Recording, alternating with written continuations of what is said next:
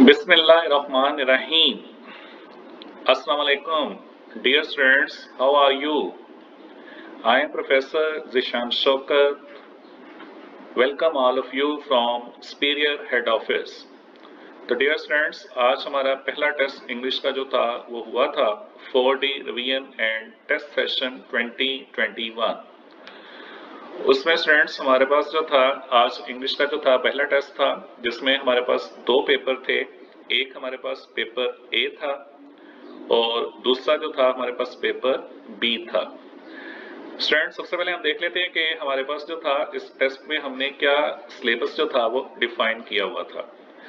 अगर हम देखते हैं कि बुक 1 जो थी उसके हमारे पास चैप्टर नंबर 1 और 3 थे कि यानी बटन बटन और इसके अलावा dark river and golden night. Poems में अगर हम देखते हैं तो हमारे पास पहली पोएम थी द रेन और उसके साथ हमारी थर्ड पोएम थी loveliest of trees the cherry now. और इसी तरह हम अपनी स्टोरीज को अगर देखते हैं तो हमारे पास जो थी फर्स्ट, सेकंड और थर्ड मॉरल स्टोरीज थी। और ये हमारे एपीएल सिलेबस के मुताबिक थी कि जैसे एपीएल सिलेबस के अंदर जो सीक्वेंस से जो स्टोरीज चल रही हैं उसी सीक्वेंस से जो है इस पेपर के अंदर जो है वो स्टोरीज रखी गई हैं। वही चीज जो है एप्लीकेशंस थी। इसी तरह हमारे पास 1, 2, 3 तीन हमारे पास जो थी वो एप्लीकेशंस थी और इसी तरह हमारे पास तीन जो थे वो लेटर्स थे, फर्स्ट, सेकंड, थर्ड। और इसके अलावा हमारे पास जो थे वो पेयर ऑफ वर्ड्स थे, ए अल्फाबेट से लेके डी अल्फाबेट तक और वर्ब करेक्शन। तो स्टूडेंट्स, ये हमारे पास जो था वो हमारे टेस्ट का सिलेबस था जिसको हमने डिफाइन किया था और उससे रेलिवेंट हमने दो पेपर जो थे वो बनाए थे। एक हमारा पेपर ए था और एक हमारा जो था पेपर बी था। बारी बारी हम दोनों पेपरों को जो है वो डिस्कस करते हैं। तो सबसे पहले हम पेपर ए को देखते हैं, उसका जो ऑब्जेक्टिव पोर्शन था। आपको पता है स्टूडेंट्स के हमारा ये पेपर जो था वो 30 मार्क्स का था और इसकी डिवीजन मैंने इस तरह की हुई थी कि 5 नंबर जो थे वो सब्जेक्टिव पोर्शन को दिए हुए थे और 25 मार्क्स जो थे वो मैंने जो थे सब्जेक्टिव पोर्शन को दिए थे और 5 मार्क्स जो थे वो ऑब्जेक्टिव पोर्शन को दिए हुए थे। आपको पता है कि बोर्ड में भी आपका जो पेपर आता है तो उसमें भी आपके जो है वो 80 मार्क्स जो है वो सब्जेक्टिव पोर्शन के हैं और 20 मार्क्स जो है वो आपके ऑब्जेक्टिव पोर्शन के हैं। अगर स्टूडेंट्स हम ऑब्जेक्टिव पोर्शन को देखते हैं तो उसमें हमारे पास जो सबसे पहला था वो था कि टिक मार्क द सिनोनिम, कि जो सिनोनिम थे उसको करेक्ट आपने आंसर जो था वो बताना था। अब इसमें पहला सेंटेंस था कि आर्थर्स वॉइस वाज गार्डेड। अब उसमें ए ऑप्शन में थी केयरलेस, बी ऑप्शन में था केयरफुल, सी ऑप्शन में था रफ और डी ऑप्शन जो था इसमें था मेलोडियस।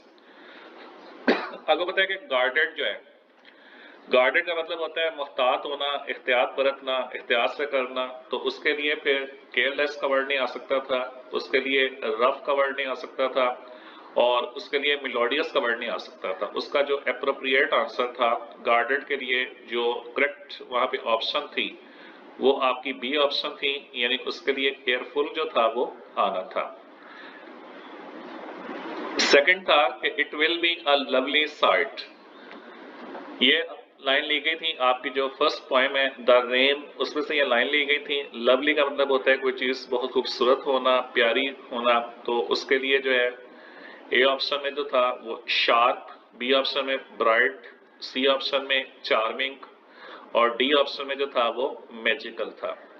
तो लवली का जैसा मतलब होता है कोई चीज बहुत प्यारा होना, किसी चीज का बहुत खूबसूरत होना, तो उसके लिए भी शार्प का वर्ड नहीं हो सकता था, ब्राइट का वर्ड नहीं आ सकता था, मैजिकल का वर्ड नहीं आ सकता था। तो उसका जो रियल वहां पे आनी थी ऑप्शन, तो लवली के लिए जो था वो चार्मिंग की ऑप्शन जो थी वो यूज होनी थी। नंबर थर्ड में देखते हैं the towns empty but we found native life in the hills. तो नेटिव, नेटिव के लिए जो फर्स्ट ऑप्शन थी वो एनिमल था, बी ऑप्शन में नेशनल था, सी ऑप्शन में लोकल था और डी ऑप्शन में जो था वो नेचुरल था। अब कहता है कि नेटिव का मतलब जो होता है आबाई होता है, मकामी होता है। तो उसके लिए एनिमल का वर्ड नहीं आ सकता था, नेशनल का वर्ड नहीं आ सकता था, नेचुरल का वर्ड नहीं आ सकता था। तो उसके लिए जो एप्रोप्रिएट वर्ड आना था नेटिव के लिए वो लोकल जो था, उसकी ऑप्शन जो थी वो यूज होनी थी। इस तरह जो नेक्स्ट हमारा जो था वो उसके एमसीक्यूज फॉर्म के अंदर था कि टिक द करेक्ट ऑप्शन कि what is the scope of the organisation. तो ये आपका जो है लाइन कहाँ से ली गई है, ब्रिटन से, कि जब नॉर्मा ने मिस्टर स्टेवर्ट से पूछा था कि आपकी ऑर्गेनाइजेशन का स्कोप क्या है, कि किस दायरा कार तक वो फैली हुई है, किस दायरा कार पे वो काम कर रही है। तो इसमें ए ऑप्शन में था हाई स्कोप, बी ऑप्शन में था नॉर्मल स्कोप, सी ऑप्शन में था लो स्कोप और डी ऑप्शन में था इंटरनेशनल स्कोप। तो आगे बताया कि स्टूडेंट्स मिस्टर स्टेवर्ट ने वहां पे आंसर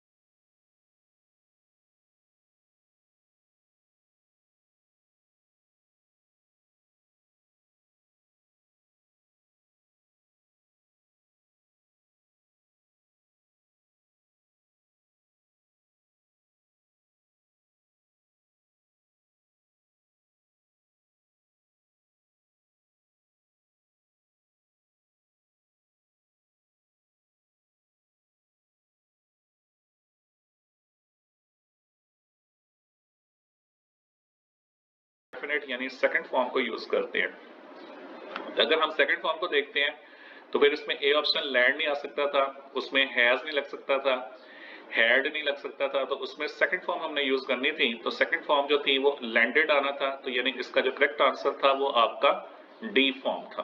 तो डी जो था उसका करेक्ट आंसर था। तो ये हमारा जो था वो ऑब्जेक्टिव पोर्शन था 5 मार्क्स का। अब हम अपने सब्जेक्टिव पोर्शन को देखते हैं। इसमें स्टूडेंट्स मैंने आपको जो थे वो 5 क्वेश्चन जो थे वो दिए थे और आपसे कहा था कि आप इसमें से कोई से 3 क्वेश्चन जो है वो अटेम्प्ट करें। मतलब जैसे पहला क्वेश्चन मैंने पूछा था कि what was the message Norma receive from the hospital after pushing the button, के बटन जो है वो पुश करने के बाद उसको हॉस्पिटल से क्या मैसेज आया था। तो स्टूडेंट्स जो हमारे क्वेश्चन आंसर्स होते हैं बच्चों, उसमें 2 से 3 बातों का आपने ख्याल रखना होता है। आपने फौरन ये चीज नहीं देखनी होती कि आपको जो इस चैप्टर का क्वेश्चन का आंसर आया आप फौरन उसका आंसर लिखना शुरू कर दें। स्टूडेंट सबसे पहले आपने जो है उस क्वेश्चन के टेंस को आइडेंटिफाई करना होता है कि आया ये क्वेश्चन आपसे किस टेंस में पूछा गया, प्रेजेंट में पूछा गया है, पास्ट में पूछा गया, फ्यूचर में पूछा गया। सबसे पहले स्टूडेंट्स आपने अपने क्वेश्चन के टेंस को आइडेंटिफाई करना होता है, उससे पहले आपने आंसर स्टार्ट नहीं कर देना। आपने अपने क्वेश्चन को 2 से 3 बार पढ़ना है और इस चीज को आइडेंटिफाई करना है कि आपसे क्वेश्चन किस टेंस में एग्जामिनर जो है वो कर रहा है या आपके पेपर में क्वेश्चन किस टेंस में आया हुआ है। अब जैसे ये क्वेश्चन था व्हाट वाज द मैसेज, अब वाज शो कर रहा है कि जो ये क्वेश्चन जो था वो पास्ट टेंस में था, तो इट मींस कि आपने इसका आंसर जो था वो पास्ट टेंस के अंदर लिखना था, पास्ट एक्सप्रेशन में लिखना था। और आपको याद है कि जब नॉर्मा ने बटन पुश किया था तो उसके बाद उसको जो था लिनक्स हॉस्पिटल से कॉल आई थी जिसमें उसको इन्फॉर्म किया गया था कि आर्थर जो है वो सबवे एक्सीडेंट के अंदर उसकी जनी वो डेथ हो गई है, वो ट्रेन के आगे जो है वो आ गया। तो आपने जब भी कोई भी क्वेश्चन का आंसर देना स्टूडेंट तो आपने उसमें सबसे पहली चीज जो आइडेंटिफाई करनी है वो टेंस को आइडेंटिफाई करना है। उसके बाद आपने देखना है कि आप जो आंसर लिखने लगे क्या वही आपसे क्वेश्चन पूछा गया, क्या आप उसी का ही आंसर देने लगे हैं। और थर्ड पे आपने देखने कि आपने जो आपने क्वेश्चन लिखा है उसमें कोई आपके स्पेलिंग मिस्टेक्स तो नहीं है, उसमें आपने कोई ग्रामेटिकल मिस्टेक तो नहीं की है, टेंस की मिस्टेक तो नहीं की हुई है। क्योंकि स्टूडेंट्स आपको पता है जो इंग्लिश का पेपर होता है उसमें सबसे जो इंपॉर्टेंट चीज़ है वो यही चीज़ें चेक की जाती है, आपका एक्सप्रेशन चेक किया जाता है, आपके स्पेलिंग्स चेक किए जाते हैं, आपका टेंस जो है वो चेक किया जाता है। इसी तरह सेकंड क्वेश्चन था कि राइट द थीम या central idea of the poem the rain, तो आपने रेन का जो था वो इसमें सेंट्रल आइडिया या थीम बयान करना था। जैसा कि पोएट ने आपको दिखाया था कि रेन जो है वो सिंबॉलिक लेवल के ऊपर है, कि फिजिकल अपीयरेंस पे तो दिखाया गया था कि मसलन एक ट्री था उसके अपर लीव्स के ऊपर कुछ पत्ते थे और कुछ लोअर लीव्स पे थे। अपर लीव्स वाले पत्ते जो थे उन पे बारिश जो थी वो पहले पड़ती है, वो अपनी प्यास पहले बुझाते हैं और उसके बाद नीचे वाले जो पत्ते हैं उन तक जो है वो पानी को लिमिटेड क्वांटिटी के अंदर, शॉर्ट और ब्रीफ क्वांटिटी के अंदर जो है वो पानी को जो है वो शिफ्ट करते हैं, मूव करते हैं। तो पोएट ने जो था इसको सिंबॉलिक एंगल से दिखाया था कि जो अपर लीव्स जो था वो हमारे माशरे की एलीट क्लास को, हाई क्लास को जो शो कर रहा था, और जो लोअर लीव्स थे वो हमारे सोसाइटी की जो मिडिल क्लास थी, पुअर क्लास जो थी, उसको जो था वो रिप्रेजेंट कर रहा था। बारिश के स्टॉप होने के बाद, बारिश के थमने के बाद सूरज निकलता है, और सूरज की रोशनी जो है वो हर जगह पे जो है वो पड़ती है। तो वहां पे सन जो है वो सिंबल दिखाया गया इक्वलिटी का, जस्टिस का और ऑप्टिमिज्म का, होपफुलनेस का। कंपेयर्ड होप करता है कि एक दिन जो है ये जस्टिस का सूरज जो है वो जरूर तुलू होगा, और जो हमारे माशरे के अंदर ये जो क्लास कंट्राडिक्शन है, ये जो क्लास डिफरेंस है, ये जो डिस्पैरिटी है between the rich and the poor, high and the low, ये खत्म हो जाएगी, और उस वक्त वो माशरा जो है वो खूबसूरत मंजर जो है वो पेश करेगा। थर्ड क्वेश्चन स्टूडेंट्स आपसे पूछा गया था कि how much dangerous was a Martian virus, कि मार्शियन वायरस जो है वो किस हद तक जो है वो खतरनाक हो सकता है। अब आप देखें कि इसमें भी स्टूडेंट्स जो क्वेश्चन किया गया है वो वाज में किया गया, पास्ट टेंस में किया गया, और आपको बताया था कि आपका जो चैप्टर था dark river and golden nights, के वहाँ जो है जो लोग जमीन से अपनी जान बचा के स्पेस रॉकेट में बैठ के जो था ऊपर मार्स पे गए थे, तो उनमें दो तरह की तब्दीलियां आई थी, एक फिजिकल लेवल के ऊपर और एक मेंटल लेवल के ऊपर। मेंटल लेवल के ऊपर क्या हुआ था स्टूडेंट्स के उनकी मेमोरी जो थी वो वॉश हो गई थी, वो अपना पास्ट, अपना माजी जो था वो भूल गए थे। फिजिकल लेवल पे क्या हुआ था कि सबके कलर जो थे वो डार्क हो गए थे, आंखों के कलर जो थे गोल्डन हो गए थे, वो पहले से ज्यादा जो थे थिनर और टॉलर हो गए थे, स्लेंडर हो गए थे। तो ये वो सारी तब्दीलियां थी जो उस मार्शियन वायरस की वजह से, वहां के एनवायरनमेंट की वजह से जो थी वो उनमें प्रोड्यूस हुई थी। फिर था जी कि why are the 50 springs little to see the cherry tree, कि 50 मौसम बहार जो हैं वो चेरी जैसे दरख्त को देखने के लिए कम क्यों हैं। तो पोएट ने जैसे कि बताया था कि चेरी जो है is the most fascinating and the most beautiful जो है वो लवली ट्री है। उसकी वजह क्या है कि उसके ऊपर जो है काउंटलेस फ्लावर्स जो हैं वो खिले हुए हैं, जिसकी वजह से वो इस वक्त सबसे खूबसूरत जो है वो दिखाई दे रहा है। तो इस पॉइंट में बेसिकली चीज जो दिखाई गई है वो मैसेज दिखाया गया, अटैचमेंट दिखाई गई है नेचर के साथ, कि आज के इस हरड और रश जो है वो लाइफ स्टाइल के अंदर we have disconnected ourselves from nature, कि हमने खुद को नेचर से जो है वो डिस्कनेक्टेड कर लिया हुआ है, उससे बिल्कुल आइसोलेटेड हो चुके हुए हैं। तो पोएट ने इसी चीज को जो है वो रिमाइंड करवाने की कोशिश की है कि nature has a healing effect, कि नेचर के अंदर हीलिंग इफेक्ट है। तो पोएट जो है वो कंसिडर करता है कि जो 50 स्प्रिंग्स है, the duration of the 50 springs is not sufficient and enough, कि ये काफी नहीं है चेरी जैसे दरख्त की खूबसूरती से एंटरटेन करने के लिए, उससे एंजॉय करने के लिए, उससे लुत्फानंदोज होने के लिए। स्टूडेंट्स फिर अगला क्वेश्चन पूछा था कि what did mister Stewart tell them about the button unit. Mister Stewart ने उनको बटन यूनिट के बारे में क्या बताया था। सिंपल सी बात है, आप सबको पता है कि मिस्टर स्टेवर्ट ने क्या बताया था कि if they would push the button तो someone in the world would die which they do not know. अच्छा स्टूडेंट्स, अब इसमें एक चीज का खास ख्याल रखें। अब इसमें क्वेश्चन देखें किस टेंस में किया गया। ये क्वेश्चन फिर दोबारा जो है वो डिड में किया गया हुआ है, यानी पास्ट टेंस में किया गया है। अगर तो आप मिस्टर स्टीवर्ट के डायलॉग्स को यूज करते हैं कि if you push the button, तो यानी इसका मतलब है कि आपको डायरेक्ट स्टेटमेंट यूज करनी है। तो स्टूडेंट्स, अगर आपको डायरेक्ट स्टेटमेंट यूज करनी है तो फिर उसके लिए आपको उसको इन्वर्टेड कॉमर्स के अंदर जो है वो लिखना होगा कि मिस्टर स्टीवर्ट टोल्ड देम, उसके बाद कॉमा और यहाँ से इन्वर्टेड कॉमा स्टार्ट्स कि if you push the button कि someone in the world would die which they do not know. एक तो ये चीज है, और सेकंड क्या है कि दे वुड गेट $50,000 जो है इन रिटर्न। और अगर आप इस चीज को जो है वो इनडायरेक्ट स्टेटमेंट के अंदर लिखते हैं तो फिर वहां पे स्टूडेंट्स आपको यू का वर्ड इस्तेमाल नहीं पड़ेगा। मिस्टर स्टीवर्ट टोल्ड देम कि इफ दे वुड, तो अगर आप दे का वर्ड यूज करेंगे तो फिर if they would push the button तो someone would die in the world which they did not know and they would get $50,000 in return. तो इस चीज का खास ख्याल रखिएगा, अगर आपने डायरेक्ट स्टेटमेंट यूज कर रहे हैं तो वो आपके इन्वर्टेड कॉमर्स के अंदर आनी चाहिए, और अगर आप डायरेक्ट स्टेटमेंट यूज नहीं कर रहे हैं तो फिर आप उसको दे का या ही का एक्सप्रेशन जो है वो यूज कर सकते हैं। जी स्टूडेंट्स, उसके बाद हमारे पास जो अगला क्वेश्चन था वो पेयर ऑफ वर्ड्स थे, जिसमें नंबर 1 जो था वो लियम था, और उसके बाद लियम था। सेकंड वन आपके पास ब्राइडल था। आप शुरू से ये सारे पेयर वर्ड्स पढ़ते आ रहे हैं। आपको पता है कि ब्राइडल जो है एक आपका जो है घोड़े की लगाम होती है और एक जो है वो अरूसी जोड़े को कहते हैं। इसी तरह कॉप्स जो था एक जो है वो यूज होता है उसके लिए डेथ बॉडी के लिए और एक जो है फौज के दस्ते के लिए। इसी तरह डाई और डाई, एक डाई का मतलब जो है वो मरना है और एक डाई का मतलब जो है वो रंगने के सेंस में आ जाता है।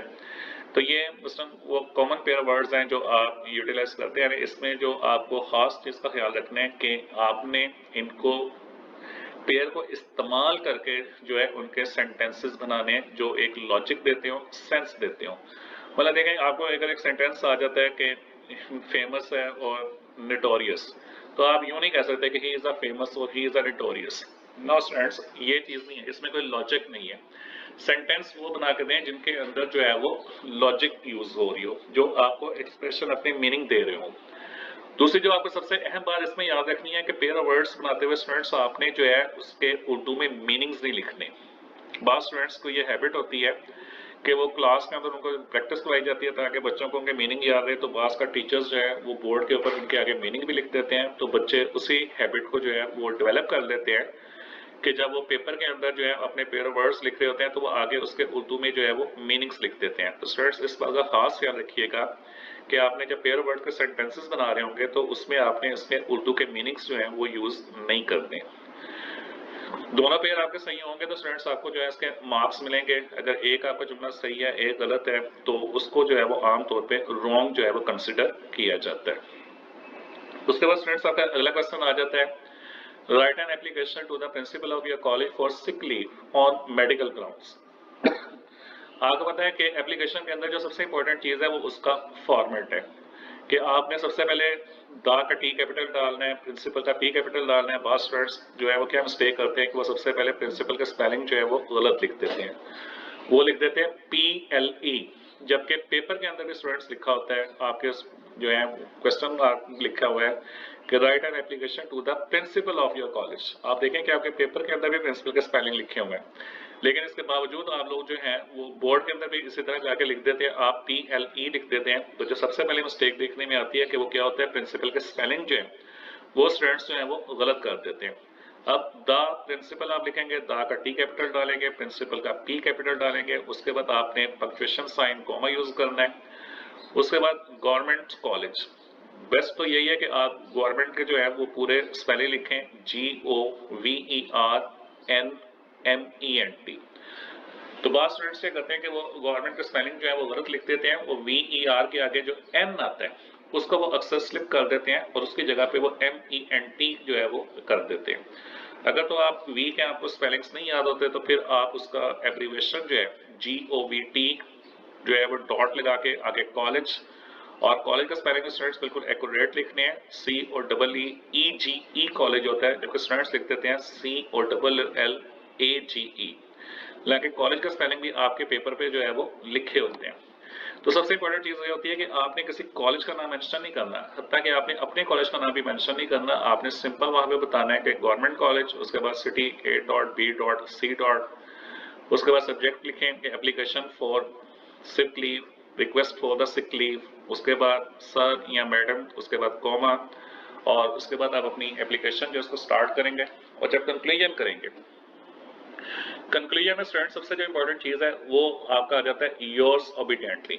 अब स्टूडेंट्स क्या करते हैं कि जब योर्स ओबीडिएंटली लिखते हैं तो योर्स के ऊपर जो है वो पोस्टॉफी डाल देते हैं।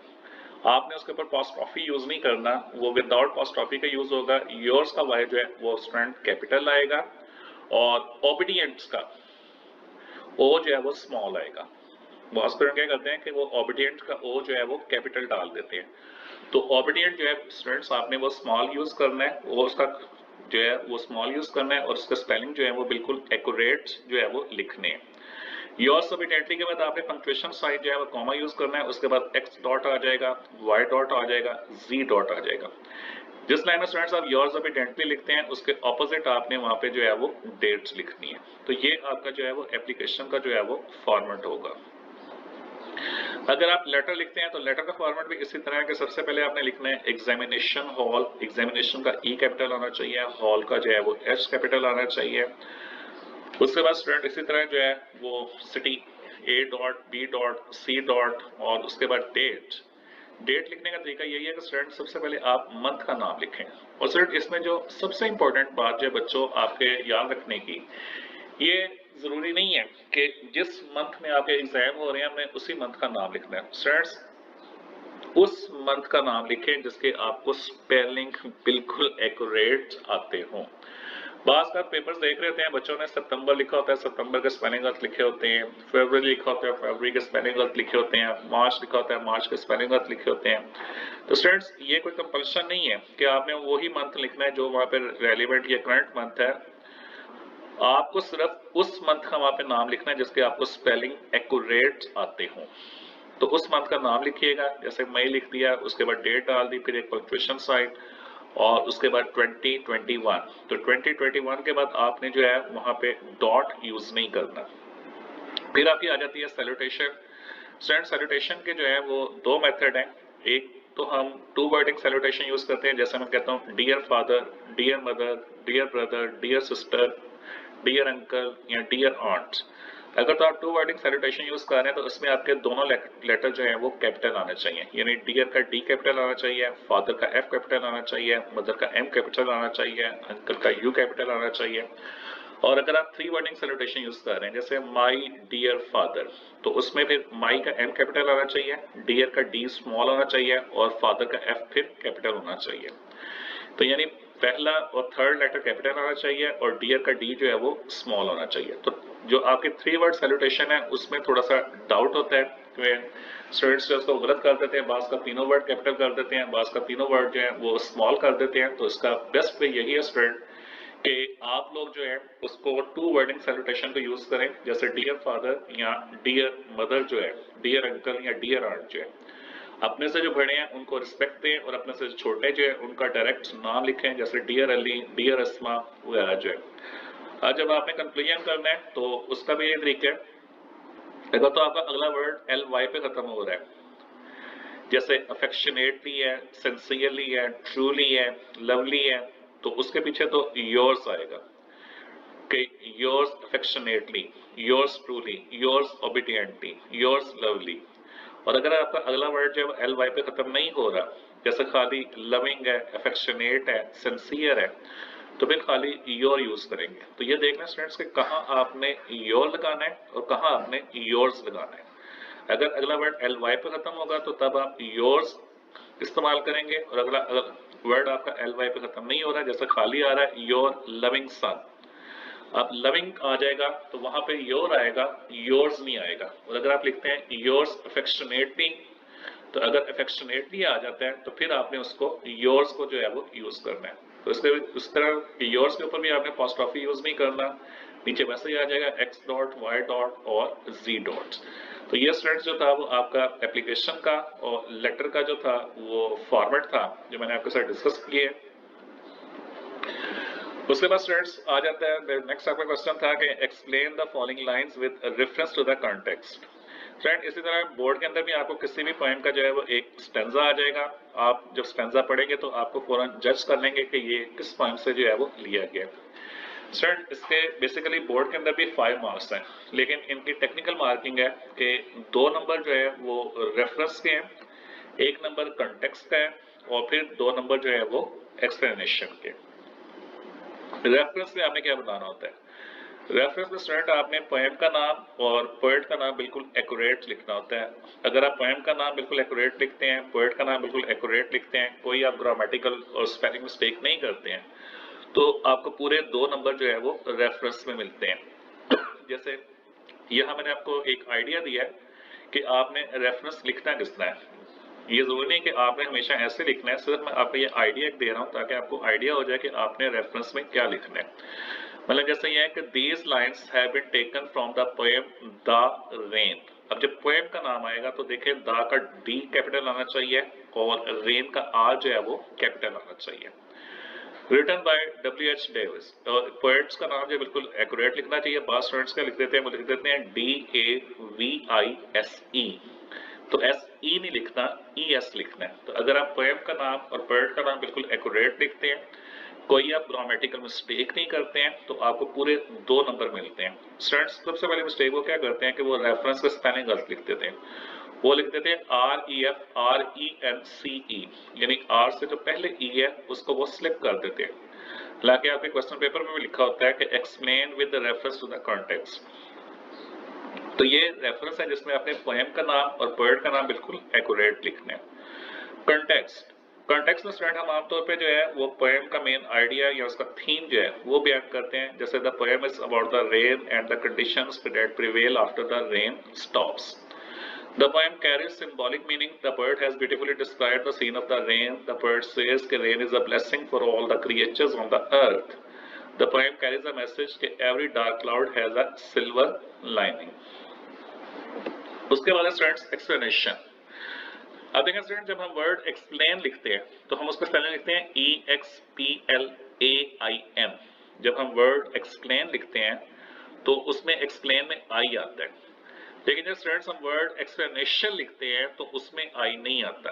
ये वो सबसे पहली मिस्टेक है जो एग्जाम्स में आप लोग करते हैं इस क्वेश्चन को अटेम्प्ट करते हुए। तो इस चीज का खास ख्याल रखिएगा कि आपने एक्सप्लेनेशन का स्पेलिंग जो है वो बिल्कुल एक्यूरेट लिखने हैं, उनको गलत नहीं लिखना। एक्सप्लेन में आई आता है, एक्सप्लेनेशन में आई जो है वो यूज नहीं होता है। एक्सप्लेनेशन के अंदर स्टूडेंट्स जो सबसे इंपॉर्टेंट बात है याद रखने वाली कि एक्सप्लेनेशन हमेशा थर्ड पर्सन में की जाती है। इसमें हम आई वी यू का वर्ड इस्तेमाल नहीं करते। मतलब पोएम में लाइन है कि शायर कहता है कि मैं बारिश की आवाज सुनता हूँ। अब जब आप इसको एक्सप्लेन करेंगे तो आप ये नहीं कहेंगे द पोएट सेज कि आई हेयर, वहां पे आई हेयर का वर्ड यूज नहीं करेंगे, बल्कि क्या आएगा the poet says he hairs. तो वहां पे आपने ही का वर्ड यूज करना है, आपने थर्ड पर्सन को यूज करना है। तो ये याद रखना है कि एक्सप्लेनेशन जो होती है वो हमेशा थर्ड पर्सन में की जाती है। अब इसमें पहली कुछ लाइनें जो है वो कहने के एक जो है वो पैटर्न है, वो आप किसी भी पोएम के स्टैंजा के ऊपर एक्सप्लेन करते हुए लगा सकते हैं। जैसे मैंने आपको आइडिया दिया है कि these lines are reflective and the thought provoking. These lines have many layers of the meaning. The surface meaning is simple and easy to understand. However, the hidden meaning is somewhat complex and not easy to discern for a common reader. तो यहाँ तक जो है आप ये लाइनें किसी भी जो है वो एक्सप्लेनेशन को स्टार्ट करने से पहले जो है वो लिख सकते हैं। अब in these lines the poet has sketched the scene after the rain has stopped. He says that when the rain stops and the sun will come out, the wonderful light of the sun will illuminate. तो illuminate कहते हैं किसी चीज को जगमगाना, every dark object, even the raindrops. The poet emphasizes that the rain has to stop and the sun has to come out. It is the law of nature. The poet is optimistic. तो optimistic होता है hopeful होना, रोशन ख्याल होना। He says that the sun will shine brightly. However, the scene of the sunshine after the rain symbolizes hope, equality, and justice for the poor. Everything will sparkle with a new look. It will be a lovely sight. The poet has used symbolic meaning that every trouble and calamity bring about a new era. We should not lose hope. तो ये students जो है वो explain करने का तरीका है। मैंने सिर्फ आपको एक आइडिया दिया है, मैं आपसे ये नहीं कह रहा कि आपने इसी तरह ही हमेशा एक्सप्लेनेशन करनी है। हर बच्चे की अपनी एबिलिटी है, अपनी कैपेसिटी है और वो अपने थॉट के मुताबिक जो है इसको जो है वो एक्सप्लेन कर सकते हैं। तो यहाँ पे स्टूडेंट्स हमारा जो पहला ए पेपर है वो वाइंड अप होता है, कंप्लीट होता है और उसका जो सिलेबस है वो सारा मैंने आपके साथ जो कंटेंट्स हैं उसके साथ आपके साथ शेयर कर लिए। अब हम देखते हैं अपना पेपर बी जो है उसमें भी सेम वही सिलेबस था और उसमें सिनोनिम्स देख लेते हैं कौन से थे। जैसे पहला था कि she lock the front door and joined Arthur in the elevator. तो एलिवेटर में ए ऑप्शन था स्टेयर्स, बी ऑप्शन में था क्रेन, सी ऑप्शन में था इलेक्ट्रिक लिफ्ट और डी ऑप्शन में था प्लेन। तो अगर होता है कि एलिवेटर जो है वो लिफ्ट वगैरह के लिए यूज किया जाता है तो उसमें आपका जो करेक्ट ऑप्शन थी वो सी ऑप्शन आनी थी, इलेक्ट्रिक लिफ्ट जो थी। उसके बाद है now of my 3 score years and 10। तो ये आपकी पोएम जो थी loveliest of Teej the cherry now से ली गई है। तो स्कोर का क्या मीनिंग है? ए ऑप्शन में था 70, बी ऑप्शन में था 50, सी ऑप्शन में था 60 और डी ऑप्शन में था 20। तो score 1 score is equal to 20 years. तो 20 के लिए यूज किया जाता है, तो इसमें डी ऑप्शन आनी थी 20 जो था। थर्ड था कि we are stranded on this planet. तो स्ट्रैंडेड का मतलब होता है फंस जाना, अकेले रह जाना, अलग हो जाने के सेंस में आता है। तो इसमें ए ऑप्शन में था हैप्पी, बी ऑप्शन में था सैड, सी ऑप्शन में था डिजर्टेड और डी ऑप्शन में था स्टैंडिंग। तो स्टैंडर्ड के लिए जो करेक्ट ऑप्शन आनी थी वो सी ऑप्शन थी कि यानी डिजर्टेड, अकेले रह गए थे, वहां पे फंस गए थे। इस जो था वो अगर एमसीक्यू फॉर्म को देखते हैं कि विच सिटी वाज अटैक्ड, कि किस शहर पे हमला हुआ था, टेक्सास पे, वर्जीनिया पे, न्यूयॉर्क के ऊपर या न्यू जर्सी पे। तो इसमें आपको याद है कि न्यूयॉर्क जो था उसके ऊपर अटैक किया गया था, तो इसमें सी ऑप्शन जो थी वो आनी थी। तो करेक्ट फॉर्म था वर्ब वही था जो लास्ट में था आपको, जिसमें बताया था कि जब यस्टरडे आ जाए तो उसमें हम हमेशा जो है वो पास्ट एक्सप्रेशन को यूज करते हैं और पास्ट इंडेफिनिट फॉर्म को जो है वो यूज किया जाता है। जिसमें सेकंड फॉर्म आ जाती है तो उसमें जो था वो लैंडेड आपकी जो थी वो करेक्ट फॉर्म जो थी वो आ जानी थी। उसके बाद स्टूडेंट इसी तरह क्वेश्चन थे, मैंने आपको 5 क्वेश्चन दिए थे, उसमें से कहा था कि आपने कोई से 3 क्वेश्चन जो है वो अटेम्प्ट करने हैं। पहला क्वेश्चन वही था कि why did Norma consider the tone and attitude of mister Stewart offensive. जैसे मैंने पहले आपसे बात की थी कि शॉर्ट क्वेश्चन अटेम्प्ट करते हुए सबसे पहली चीज आपने टेंस को आइडेंटिफाई करना होता है कि आपसे क्वेश्चन किस टेंस में पूछा गया। तो डेट यहाँ पे शो कर रहा है कि ये क्वेश्चन का आंसर जो है वो पास्ट एक्सप्रेशन के अंदर आएगा, पास्ट इंडेफिनिट टेंस में आएगा। तो नॉर्मा कंसिडर नहीं आएगा, यहाँ पे क्या आना चाहिए, नॉर्मा कंसिडर्ड। तो जब आपने आंसर स्टार्ट करना है तो कंसिडर की जगह पे कंसिडर्ड का वर्ड जो है वो यूज करेंगे। तो इसमें सिंपल सी बात है कि आपने सबसे पहले अपने टेंस को आइडेंटिफाई करना है और उसके बाद आपने अपनी ग्रामेटिकल मिस्टेक और टेंसेस को देखना है और उसके बाद उस क्वेश्चन का जो है वो आंसर लिखना है। उसके बाद है कि how can rainy day be enjoyed, rainy day कैसे एंजॉय किया जा सकता है। तो उसके डिफरेंट वेज हैं कि रेनी डे को आप अपनी फैमिली के साथ, अपने रिलेटिव्स के साथ, अपने फ्रेंड्स के साथ जाके एंजॉय कर सकते हैं। वहाँ पे अच्छी जो है डिफरेंट तरह की डिशेस बना के उसको एंजॉय किया जा सकता है, दोस्तों के साथ घूम के एंजॉय किया जा सकता है, खेल के एंजॉय किया जा सकता है। अगला क्वेश्चन था कि why did Harry want to stay on Mars, कि हैरी मार्स के ऊपर क्यों स्टे करना चाहता था। कि जाहिर है सबसे पहली चीज तो ये थी कि जितने भी स्पेस रॉकेट जो थे स्पेस में आने वाले वो सबके सब जो थे वो तबाह हो चुके थे, वापसी का कोई जो था वो रास्ता नहीं बचा था। और सेकंड चीज यही थी कि वो आहिस्ता आहिस्ता वहाँ के एनवायरनमेंट की वजह से, मार्शियन वायरस की वजह से जो था उसका जो था माइंड और मेमोरी जो थी वो चेंज हो गई थी और खुद को वो वहीं का जो था वो नेटिव समझने लग पड़ा था और इस वजह से जो था वो वहाँ पे स्टे करना चाहता था। फिर ईस्टर क्या चीज है, तो ईस्टर बेसिकली क्या है, is the festival of the Christian, के क्रिश्चियन का जो है फेस्टिवल है जिसको वो सेलिब्रेट करते हैं। ट्रेडिशनली बताया गया कि वो व्हाइट कपड़े वगैरह पहन के इसको जो है वो सेलिब्रेट किया जाता है। उसकी डेट वगैरह भी आपकी बुक के ऊपर लिखी हुई है। हैरी और अदर पीपल वहाँ पे क्या ग्रो करना चाहते थे, तो हैरी ने बताया था कि जब तक अब वो वहाँ पे हैं तो दे वुड जो है वो ग्रो प्लांट्स, क्रॉप्स, कि वो वहाँ पे फसलें उगाएंगे, फल उगाएंगे, and they would also raise their children, और वो अपने बच्चों की वहाँ पे परवरिश करेंगे और रॉकेट के आने का जो है वो वेट करेंगे। इस स्टूडेंट्स जो थे इसमें हमारे पास पेयर वर्ड्स थे, जैसे अफेक्शन था और अफेक्शनेट था, फिर बिसाइड के साथ बिसाइड्स था। तो आपको पता है कि अफेक्शन जो है शफकत, मोहब्बत वगैरह, अफेक्शनेट में बनावट हो जाता है। बिसाइड का मतलब रहता है नजदीक और बिसाइड्स मोर ओवर के सेंस में आ जाता है के अलावा। चेक का मतलब किसी चीज की पड़ताल करना और चेक जो है बैंक का जो चेक वगैरह होता है। तो जैसे मैंने आपको पहले भी बताया था कि आपने जब पेयर ऑफ वर्ड्स बनाने हैं तो इसके उर्दू में मीनिंग्स नहीं लिखने, आपने वहां पे मीनिंग्स जो है वो यूज नहीं करने हैं, आपने जो है लॉजिकल सेंटेंस बना के उन पेयर को जो है वो यूज करना है।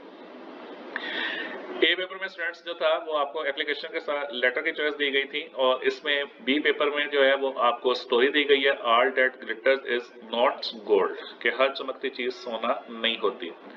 स्टूडेंट इसमें जो आपकी सबसे ज्यादा जो एप्रोप्रिएट स्टोरी आती है वो आपका जो है वो जो था फुल स्टैक वाली जो स्टोरी थी, बारासिंगे वाली जो कहानी थी, वो इसके अंदर सबसे ज्यादा जो है वो फिट आती है। स्टोरी लिखते हुए स्टूडेंट्स 2 से 3 बातें ध्यान में रखनी है। नंबर 1 के स्टोरी हमेशा जो है वो पास्ट टेंस में लिखी जाती है, स्टोरी जो है वो हमेशा पास्ट टेंस में की जाती है। स्टूडेंट्स अगर आप स्टोरी लिखने लगे तो आप इस मॉरल को डिफाइन करें, all that glitter is not gold जो है इसको आप डिफाइन करें। ये मत बताएं कि स्टोरी कब स्टार्ट हुई है, स्टोरी का पर्पस क्या है, स्टोरी क्यों लिखी जाती है, स्टोरी लिखने से क्या जो है वो टीच किया जाता है, ये चीजें बताने की जरूरत नहीं है। अगर तो आप मॉरल को डिफाइन कर सकते हैं तो आप मॉरल को डिफाइन करें कि are direct data is not gold, कि हर चमकती चीज सोना नहीं होती, इससे क्या मुराद है। और अगर आप इसको डिफाइन नहीं कर सकते तो स्टूडेंट आप डायरेक्ट अपनी स्टोरी जो है उसको स्टार्ट करें। आपकी स्टोरी जो है वो ज्यादा से ज्यादा जो है वो 2 से 3 पैराग्राफ के अंदर होनी चाहिए। एंड के ऊपर आपने जो है वो मॉरल लगाना है और अपनी स्टोरी को जो है वो वाइंड अप करना है। स्टोरी की लेंथ कम से कम 1 पेज और ज्यादा से ज्यादा 1.5 से 2 पेज जो है वो होनी चाहिए। स्टूडेंट इसी तरह लास्ट में आपका क्वेश्चन जो था वो रेफरेंस टू द कॉन्टेक्स्ट का था कि ये आपका स्टेंजा जो था ये आपकी जो थर्ड पॉइंट से जो था वो लिया गया था। जैसे मैंने आपको पहले भी बताया था कि 2 नंबर रेफरेंस के होते हैं और 1 नंबर जो है वो आपका कॉन्टेक्स्ट का और 2 नंबर जो है वो एक्सप्लेनेशन के। रेफरेंस में आपने फिर वही बताना था कि this line have been taken from the poem loveliest of trees the cherry now. Title लिखने का तरीका देख लें, लवलीस्ट का एल कैपिटल आना चाहिए, ट्रीज का टी कैपिटल आना चाहिए, चेरी का सी कैपिटल आना चाहिए और नाउ का एन जो है वो कैपिटल आना चाहिए। पोएट का नाम जो है ए हॉसमैन है स्टूडेंट, इसके स्पेलिंग अक्सर जरूर लिख देते हैं, वो लिख देते हैं HOUSE, वो पूरा हाउस बना देते हैं। तो स्टूडेंट उसको हाउस नहीं बनाना यानी ई यूज नहीं करना, ये आएगा HOUSMAN, तो ए हॉसमैन जो है। कॉन्टेक्स्ट पे आपने इसका मेन आइडिया जो है वो बयान करना है जैसे मैंने आपके सामने शेयर किया है और एक्सप्लेनेशन इसी तरह आपने बतानी है उसकी। तो ये स्टूडेंट जो था कहने के बेसिकली आपका आज के पार्ट 1 के दोनों पेपर थे A और B, जिसको मैंने 1 बाय 1 आपके सामने डिस्कस किया और उसमें कौन कौन से इंपॉर्टेंट पॉइंट जो थे वो मैंने आपके साथ जो है वो शेयर किए। Wish you best of luck. इंशाल्लाह ताला नेक्स्ट पेपर को भी इसी तरह हम जो है वो उसके जितने भी पॉइंट्स हैं वो मैं आपके साथ शेयर करूंगा, डिस्कस करूंगा, ताकि आप अपनी जो उसमें फ्लॉज हैं, डेफिशिएंसीज हैं, उसको आप अच्छे तरीके से जो है वो रिमूव कर सकें। Okay student, wish you best of luck. Allah Hafiz, thank you.